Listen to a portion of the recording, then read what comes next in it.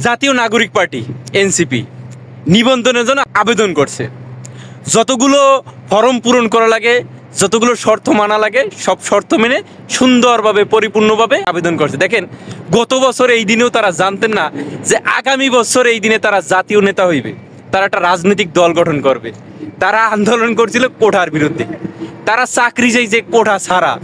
আল্লাহ কয়, তোরা চাকরি পাবি কি লিগে, তোরা তো চাকরি দিবি। ক্ষমতা যাইতে আর ক্ষমতা পাইতে সময় লাগে না, এই কথাটা যারা মাথায় রাখে তারা কখনো স্বৈরাচার হইতে পারে না।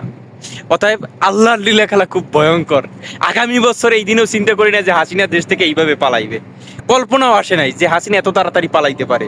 কিন্তু আল্লাহ তাআলা আমাদের থেকে স্বৈরাচার বিতাড়িত করছে। যাই হোক, অতি দ্রুত তারা নিবন্ধন পাক এবং তাদের প্রতীক সম্ভবত শাপলা, তারা শাপলা চাইতেছে।